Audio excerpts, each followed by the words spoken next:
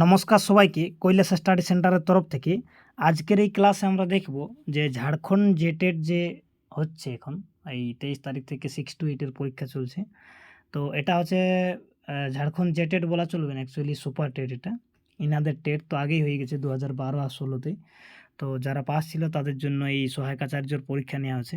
26,000 পোস্টের জন্য সরকার ভ্যাকেন্সি বের করেছিল। তো এখানে যে পত্র ওয়ানে যে বাংলা রেখেছেন যাদের, এই ভিডিও তাদের জন্য, বাকিদের জন্য ভিডিও এটা নেই, ঠিক আছে। তো কথা হচ্ছে যে পত্র ওয়ানে যে বাংলা ছিল সেখানের প্রায় আমি গদ্য পদ্য যত যে ছিল 10 ক্লাসের সেগুলো আপলোড করেছি ছোট ছোট করে ভিডিও। যদি ওগুলো না দেখে থাকেন তাহলে দেখবে। একটা টপিকস এখনও পর্যন্ত বাকি রয়ে গেছিলো, যেটা হচ্ছে রাজকাহিনী। সময় করে উঠতে পারিনি, তার জন্য ক্ষমা চেয়ে নিচ্ছি সবার কাছে।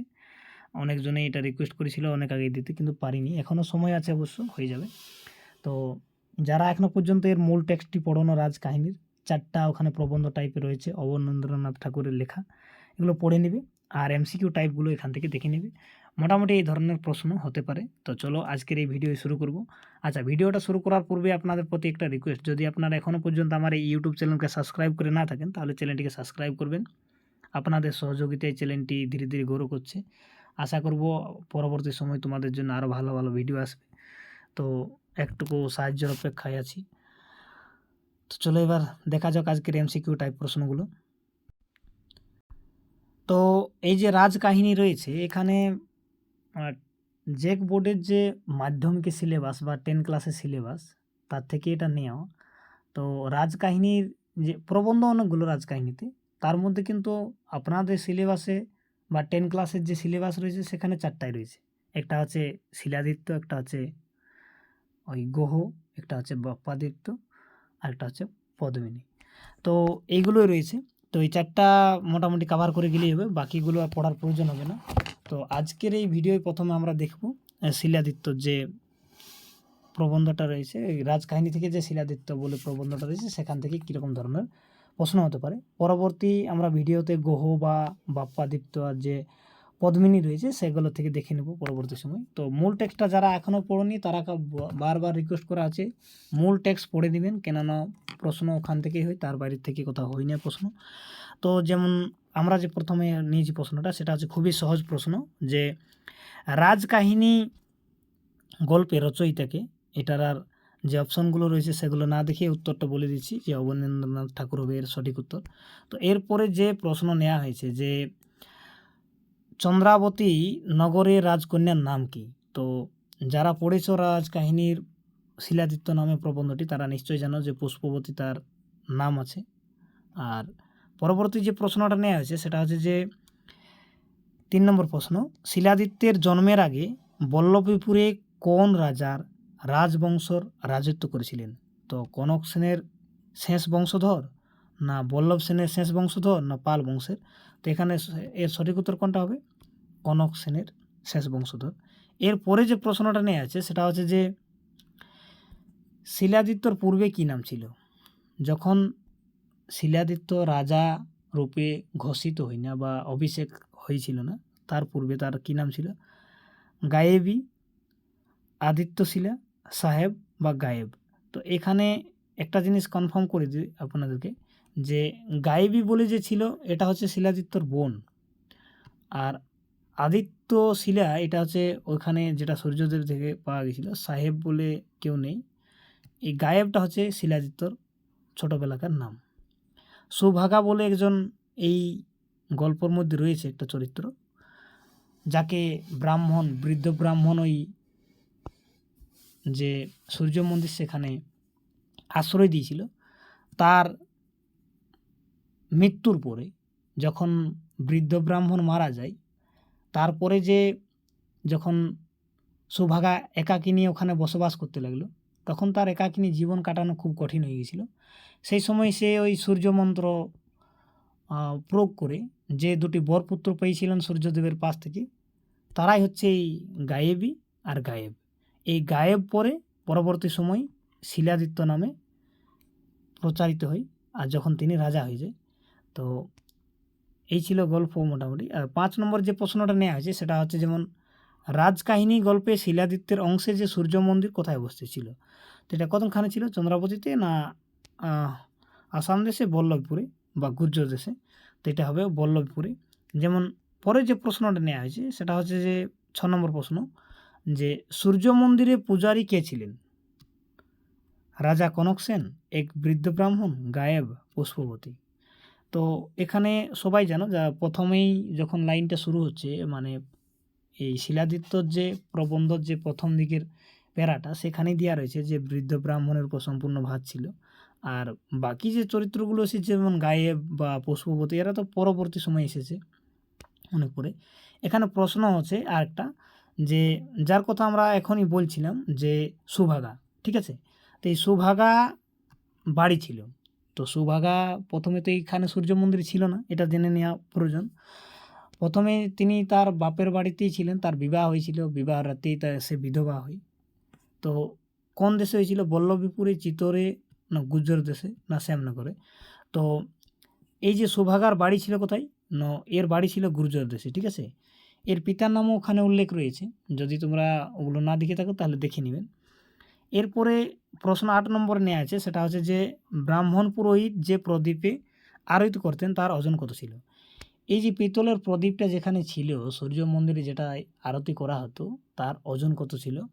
আর এখানে আরও একটা প্রশ্ন হতে পারে, যেমন ওই বাজার থেকে যে সুভাগা পরবর্তী সময় যে প্রদীপটা নিয়ে এসেছিল কিনে করে, মানে ক্রয় করে, তার ওজন কত ছিল? এখানে তো আমরা এর অপশন নিয়েছি 20 সের, 30 সের, 40 সের, ঠিক আছে, বা 25 সের। তো এর ওজন ছিল 30 সের, যেটা পূর্ব আগেকার থেকেই যে মানে ওই প্রদীপটা ছিল যেটাতে আরতি করা হতো, তার ওজন ছিল 30 সের। কিন্তু সেটাতে সমস্যা হচ্ছিল, সেটা দেখেই সুভাগা কিন্তু অন্য একটা প্রদীপ বাজার থেকে নিয়ে এসেছিল। তার ওজন কত ছিল কমেন্ট করে জানাবেন, যদি কারো জানা থাকে। না হলে মূল টেক্সটটা পড়ে দেবেন, সেখানেও পেয়ে যাবে, বা পরবর্তী যে আমরা প্রশ্ন উত্তর আসবো সেখানে হয়তো পেয়েও যেতে পারো। যেমন 9 নম্বরে যে প্রশ্ন নেওয়া আছে সেটা হচ্ছে যে প্রশ্ন হচ্ছে যে ব্রাহ্মণ পুরোহিত কত বছর ধরে সূর্য মন্দির পূজা করতো? তো এখানে অপশানে তো আমরা অনেক কিছুই নিয়েছি, 80 বছর ধরে, 20 বছর ধরে, 60 বছর ধরে, কোনোটাই নয়। তো এখানে 80 বছর হবে, মূল টেক্সটে দেওয়া রয়েছে। 10 নম্বরে যে প্রশ্নটা নেওয়া হয়েছে সেটা হচ্ছে যে এটা খুবই সহজ প্রশ্ন, যারা মূল টেক্সট পড়েছে তারা নিশ্চয়ই জানো যে সূর্য মন্ত্র দুবার উচ্চারণ করলে কি হয়? আশীর্বাদ লাভ হয়, উপহার লাভ হয়, নিশ্চিত মৃত্যু, কিছুটাই নয়। তো নিশ্চিত মৃত্যু হয়। সূর্য মন্ত্র একের অধিকবার উচ্চারণ করার আদেশ ছিল না। এটা সূর্য মন্ত্র কে কাকে দিয়েছিল? সূর্য মন্ত্র প্রথমবার ব্রাহ্মণ, বৃদ্ধ ব্রাহ্মণ সুভাগাকে এই সূর্য মন্ত্র দিয়েছিল, এটাও মনে রাখবে। 11 নম্বর যে প্রশ্ন নেওয়া আছে যে সূর্য মন্দিরের যে মূর্তি তার ওজন কত ছিল? তো তার ওজন ছিল 20 মণ, 60 মণ, 80 মণ, 20 মণ। তো 80 মণের ওজন ছিল। পরে যে 12 নম্বরে যে প্রশ্নটা নেওয়া আছে সেটা হচ্ছে যে সূর্য মন্ত্র জীবনে কতবার উচ্চারণ করা যায়? এটা যতবার ইচ্ছা করা যায়, কিন্তু একবার থেকে যখন অধিকবার উচ্চারণ করবে তখন মৃত্যু নিশ্চয়ই, তাই এর সঠিক উত্তর হবে একবার উচ্চারণ করা যায়। এরপরে যে প্রশ্ন নেওয়া আছে সেটা হচ্ছে যে সুভাগা সূর্যমন্ত্র কার কাছ থেকে শিখেছিল? বাবার কাছ থেকে, মার কাছ থেকে, ব্রাহ্মণ পুরোহিত কাছ থেকে? তো এটার সঠিক উত্তর হবে ব্রাহ্মণ পুরোহিত কাছ থেকে, ঠিক আছে। এরপরে যে প্রশ্ন নেওয়া আছে সেটা হচ্ছে যে সূর্য মন্দিরের ঘণ্টাটা কেমন দেখতে ছিল? তো রাক্ষস রাজার মুকুটের মতন দেখতে ছিল, এটা সবাই জানো। এরপরে যে 15 নম্বর যে প্রশ্নটা নেওয়া হয়েছে সেটা হচ্ছে যে এর পূর্বে একটা গল্প বলি টুকরো, যে এখানে যে প্রশ্নটা আছে যে সূর্যকুণ্ড অপবিত্র করেছিল, এটা কখন প্রয়োজন হয়েছিল? যখন শিলাদিত্য পর অনেকগুলো যুদ্ধ জয় করলো, তারপরে তার যে সব থেকে ছোটোবেলাকার বন্ধু, বিশ্বাসীয় মন্ত্রী, ঠিক আছে, বলতে গেলে আপনজন সমান, সেই মন্ত্রী লোভ লালসায় পড়ে শত্রুদের সাথে বন্ধুত্ব করে তার যে এই যে সূর্যকুণ্ড অপবিত্র করেছিল কিসের দ্বারা, সেটাই এখানে প্রশ্ন। যে ছাগ রক্তে মানে ছাগলের রক্তে, নর রক্তে মানে মানুষের রক্তে, গো রক্তে, মোষের রক্তে? তো এখানে গো রক্ত হবে এর সঠিক উত্তর।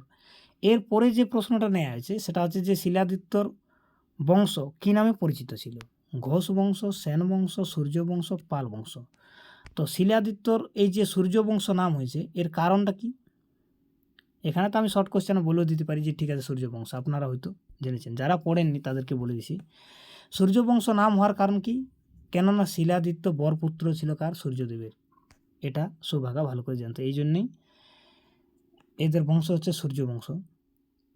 গুর্জর দেশের ব্রাহ্মণ কন্যাটির নাম কি ছিল? তো এই যে গুর্জর দেশের যে ব্রাহ্মণ কন্যা, তারই নাম হচ্ছে সুভাগা। আর এই বাকি যে নামগুলা দিয়েছে চন্দ্রাবতী, চন্দ্রাবতী তো এই যে পুষ্পবতীর রাজ্যের নাম। পুষ্পবতী কে ছিল? পুষ্পবতী ছিল গহর স্ত্রী, বা মনে হয় এরকমই, তো পরে দেখে নেব। এরপরে যে প্রশ্ন নেওয়া আছে সেটা হচ্ছে যে সুভাগার স্বামী মারা গিয়েছিল বিয়ের রাতে, বিয়ের 2 দিন পর, বিয়ের 4 মাস পরে, বিয়ের 1 বছর পর। তো বিয়ের রাতেই মারা গেছিল, যার কারণে ইনাকে সবাই মানে খারাপ কথা বলে গালিগালাজ দিয়ে ঘর থেকে বার করে দিয়েছিল বিয়ের রাতেই। তো সুভাগা কোন মাসে কোন সময় ব্রাহ্মণ পুরোহিত কাছে আশ্রয় নিয়েছিল? সেই মাসটার নাম বলতে হবে। যারা মূল পাঠটি পড়েছে তারা নিশ্চয়ই জানো, সেই সময় খুব ঠান্ডা ছিল, পৌষ মাসের সন্ধ্যার সময় সে এসে উপস্থিত হয়েছিল। 20 নম্বরে যে প্রশ্ন নেওয়া আছে সেটা হচ্ছে যে সুভাগা কেনা, এই যে একটু আগেই বলছিলাম যে সুভাগার কেনা প্রদীপের ওজন কত? 1 সের, 2 সের, 3 সের, 4 সের। তো এখানে কী হবে? 1 সের হবে এর উত্তর। এরপরে সুভাগার পিতার নাম, ঠিক আছে? তো সুভাগা যে দেশ থেকে এসেছিল সেই দেশের নাম গুর্জর দেশ। সুভাগার পিতাও ছিল, ঠিক আছে, সবই ছিল। তো দেববিদ ব্রাহ্মণ বুধাদিত্য বা দেবদিত ব্রাহ্মণ দেবদিত্য আর দেবদিত ব্রাহ্মণ বিক্রমাদিত্য, ওপরের কোনোটাই নয়। তো এর সঠিক উত্তর হবে খ নম্বরে যেটা রয়েছে, ঠিক আছে, এটা হচ্ছে এর সঠিক উত্তর। দেববিদ ব্রাহ্মণ দেবাদিত্য ছিল ইনার পিতা, কার? সুভাগার। এরপরে প্রশ্ন যেটা নেওয়া হয়েছে সেটা হচ্ছে যে এই যে সুভাগা সূর্যদেবের কাছ থেকে কী বর প্রার্থনা করেছিল? একটি মেয়ে, একটি ছেলে, একটি মেয়ে, একটি ছেলে। তো এটা আর সঠিক উত্তর হবে এই একটি ছেলে একটি মেয়ের নাম কী ছিল? গায়েব আর গাইবী, পরবর্তী সময়ে এদের নাম হয়। আর গায়েব যার নাম, তারই নাম পরবর্তী সময়ে শিলাদিত্য হয়েছিল। এবারে গায়েব কার পুত্র ছিল? চন্দ্র, সূর্য, পবন, ইন্দ্র। তো সূর্যদেবের পুত্র ছিল। এরপরে কিছুগুলা ড্যাশপূর্ণ প্রশ্ন এসে সুভাগা ড্যাশ বাজারে গিয়ে ওজনের একটি প্রদীপ কিনে নিয়ে এসেছিল। তো কোনখানে বাজারে গিয়েছিল? বীরনগরে, না বল্লভীপুরে, ঠিক আছে, না চন্দ্রাবতী নগরে। তো এর সঠিক উত্তর হবে কি? বল্লভীপুরে গিয়েছিল, ঠিক আছে, বল্লভীপুরে গিয়েছিল। বীরনগরের কথা কিন্তু পরবর্তী সময় আছে অন্য জায়গাতে, এখানে বল্লভীপুরের কথাই আছে, যেটা শিলাদিত্য বলে যে প্রবন্ধটি সেখানে কিন্তু বেশিরভাগই গল্প বল্লভপুরেরই। 25 নম্বরে যে প্রশ্ন নেওয়া আছে সেটা হচ্ছে যে সূর্যদেব গায়েবকে কি দিয়ে মেরেছিল? সূর্যদেব গায়েবকে কি দিয়ে মেরেছিল? এখানে পাথর, আদিত্য শিলা, আদিত্য প্রদীপ, কোনোটাই নয়। তো আদিত্য শিলা দিয়ে মেরেছিল। এরপরে যে প্রশ্ন সেটা হচ্ছে শিলাদিত্য চন্দ্রাবতী নগরে বিশ্রাম করেছিলেন। শিলাদিত্য চন্দ্রাবতী নগরে বিশ্রাম করেছিলেন শ্বেত পাথরের শয়ন মন্দিরে, মার্বেল পাথর শয়ন মন্দিরে আর গ্রানাইট পাথরের শয়ন মন্দিরে। তো ওখানে দেখবে ওই গল্পতে দেওয়া রয়েছে প্রবন্ধতে যে শ্বেত পাথরের শয়ন মন্দিরে বিশ্রাম করেছিল। পরে যে প্রশ্নটা নিয়েছে যে সূর্যকুণ্ড থেকে উঠে আসা রথের নাম কী ছিল? তো সূর্যরথ, সপ্তরস, আর তাছাড়াও যে প্রশ্ন নেওয়া আছে সেটা আছে সপ্তস্বর রস। তো এখানে বইয়ে যেটা আমাদের দেওয়া রয়েছে টেক্সট বই, সেটা হচ্ছে সপ্তস্বর রস, এটা হবে গ নম্বর, এটা সঠিক উত্তর। এরপরে যে প্রশ্নটা নেওয়া আছে সেটা হচ্ছে যে সূর্যরথ কয়টি ঘোড়া বহন করত? 5টা, 6টা, 7টা, ঠিক আছে। তো এর সঠিক উত্তর কী হবে? 7টা হবে এর সঠিক উত্তর। এরপরে যে প্রশ্ন নেওয়া আছে সেটা হচ্ছে যে কোন দেশের রাজকন্যার সাথে শিলাদিত্যর বিবাহ হয়? ভিল রাজকন্যার সাথে, বল্লভীপুর রাজকন্যার সাথে, চন্দ্রাবতীর কন্যার সাথে, গুর্জর দেশের কন্যার সাথে। তো চন্দ্রাবতীর কন্যার সাথে বিবাহ হয়, তার নাম কি ছিল? চন্দ্রাবতী অথবা পুষ্পবতী তার নাম ছিল। এরপরে যে প্রশ্নটা হচ্ছে সেটা হচ্ছে যে যুদ্ধে যাওয়ার আগে শিলাদিত্য কী করতেন? তো সূর্যকুণ্ডের তীরে গিয়ে বিষ্ণুর উপাসনা করতেন। এই ছিল প্রশ্ন মোটামুটি।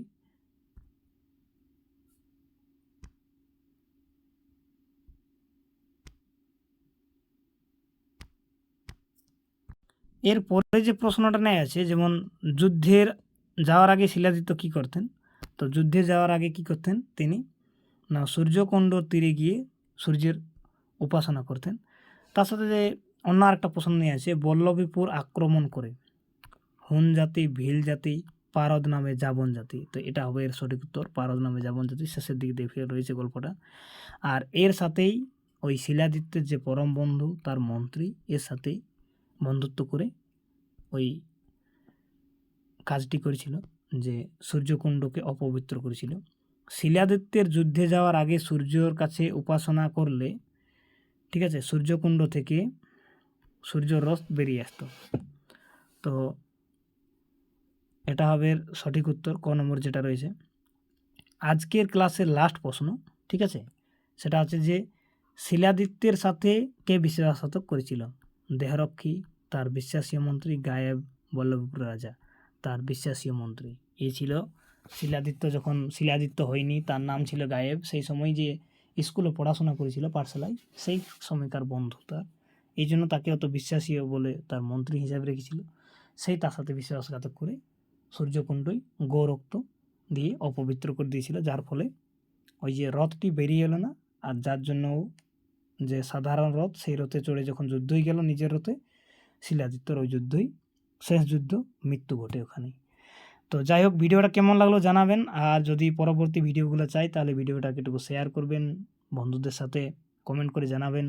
এর পরবর্তী যে আরেকটা টপিক রয়েছে শিলাদিত্যর পরে আরও আপনাদের 3টা টপিক রয়েছে, সেটা হচ্ছে একটা গুহ, একটা হচ্ছে বাপ্পাদিত্য, আর একটা হচ্ছে পদ্মিনী। তো এর উপর ভিডিও যদি প্রয়োজন চাই তাহলে জানাবেন। আর যারা পেপার 1-এর যদি নোট নিতে চাও তাহলে যে ফোন নম্বর দেওয়া রয়েছে সেখান থেকে পূর্বের ভিডিওগুলোতে সব ভিডিওতে ফোন নম্বর দেওয়া রয়েছে। তাছাড়াও একটা ফোন নম্বর বলে দিচ্ছি, যদি যোগাযোগ করার ইচ্ছা হয় তাহলে করবেন 8102052773। এটা হচ্ছে আমার হোয়াটসঅ্যাপ নম্বর, কল করার নম্বর এটাই। তো যদি নোটস নিতে যোগাযোগ করার ইচ্ছা থাকে তাহলে করবেন। পেপার 1-এর জন্য সম্পূর্ণ নোটস রয়েছে তৈরি। এছাড়াও বাকি যে টপিকসগুলো রয়েছে ভিডিও অনেক পূর্বেই দিয়েছি, আর ভিডিওতে যে প্রশ্নগুলো দেখেন নোটে তার থেকে আলাদা অনেক কিছু রয়েছে। তো সবাইকে রিকোয়েস্ট হলো, যারা এখনও পর্যন্ত চ্যানেলটি সাবস্ক্রাইব করেনি তারা সাবস্ক্রাইব করে দিবেন। আরও কিছু এখানে এমসিকিউ টাইপের নাই, এলাসর টাইপের প্রশ্ন অনেকগুলোই নেওয়া হয়েছে। তো এগুলো নিয়ে আর আলোচনা করছি না, ভিডিওটা অনেক লম্বা হয়ে যাবে। যদি তোমাদের দেখতে সময় হয় তাহলে একটু দেখে নেবে, ঠিক আছে। আর ভিডিওটা অনেক লম্বা এমনি হয়ে গেছে, ঠিক আছে। পরবর্তী ভিডিও খুব তাড়াতাড়ি নিয়ে আসার চেষ্টা করব, যদি আপনাদের ইচ্ছা থাকে তাহলে কমেন্ট করে জানাবেন। তো মোটামুটি এখানেও প্রায় শর্ট প্রশ্ন, যেমন পারদকে, ঠিক আছে, সে কোনখান থেকে এসেছিল, তো এখানেও 18টা প্রশ্ন নেওয়া হয়েছে, ঠিক আছে। তো ধন্যবাদ সবাইকে ভিডিওটা লাস্ট পর্যন্ত দেখার জন্য।